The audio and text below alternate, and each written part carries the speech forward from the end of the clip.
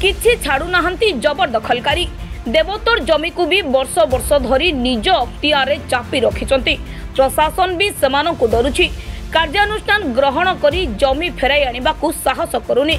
सही जमी बाबदकु राजस्व भी मिलुनी। राजस्व न मिलिबारु पांठी नाही। सेवायतंकु उचित पाउना मिलुनी। मंदिरर उन्नतीकरण पई अर्थ मध्य अभाव।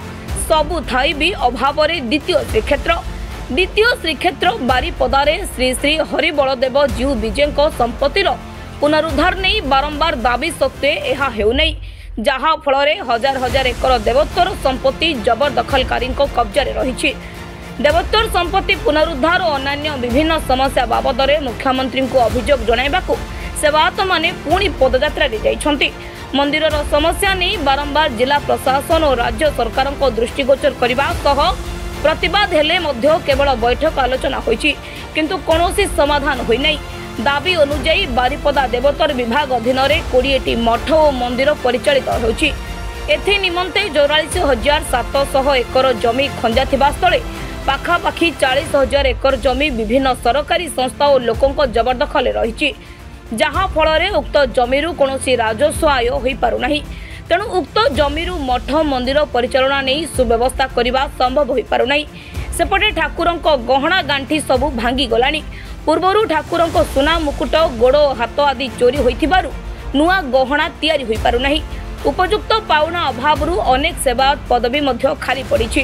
राज्यर अन्यान्य मंदिर एवं पुरी मंदिर भली बारिपदा जगन्नाथ मंदिरर चतुर्पार्श्व कॉरिडोर व्यवस्था करबा, मंदिर सुरक्षा पाई पुलिस नियोजन करबा एभली अनेक दाबी पूरण हेउनथिबारु पदयात्रा माध्यम रे मुख्यमंत्री को अभियोग प्रदान करी एई सब समस्यार समाधान करबा निमंते बाहरिछन्ते सेवायत।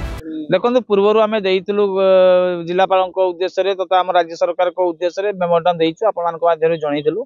आज 28 तारिख दिन सकाळ 10 घटिका समय पूर्व स्थगित थिबा जो पदयात्रा स्थगित थला ए गुडी कुमार ठाकुर पुणी आरंभ होउछि। विभिन्न दाबी रही, मुख्यतः महाप्रभु मानकर जो संपत्ति बाड़ी रही, ठाकुर जो गहना रही, ठाकुर जो प्रसाद रही, ठाकुर नीति नियमकता रही, समस्त जिनस बर्तमान रसा तल को जाकि भंडूर हो गलानी। मंदिर मान बर्तमान बंद होगा परिस्थिति आसीगलानी। आज देखु रथयात्रा केबे रथ खोला हो पारनी पैसार अभाव दृष्टि यही विभिन्न समस्या लगी रही। से समस्या को समाधान निमंते आम बारंबार दाबी सरकार करूँ। कौन प्रकार आज नुह ये विगत 5 वर्ष 10 वर्ष है विगत सरकार भी करूँ। ये सरकार आसते डेप्यूटी सीएम आम रथ समय जनइलु, आम राज्यपाल को जनइचु, डेप्यूटी सीएम कनकवर्धन सिंह देव जो रथ पर बारिपदा गस्त जनइचु, आमर नगर उन्नयन मंत्री को भी जनइचु, समस्त को जनइचु। किसी यार निष्कर्ष ना पड़े आज आम सर्वसम्मत निष्पत्ति नहीं 28 तारिख दिन भुवनेश्वर अभिमुखे पदयात्रा करूँ एवं मुख्यमंत्री पदयात्रा कर साक्षात कर समाधान निमंते आमर दायीपत्र जनइलु। से उद्देश्य आज पदयात्रा आरंभ कर देखा जाऊ मोहन सरकार जबरदखलकारी मानकु सबाड़ करी महाप्रभु को जमी फेरस्त करिबारे केते सफल होउचंती और मंदिरर समस्या सबुकु केबे दूर करूछंती। ब्यूरो रिपोर्ट द कुइभर।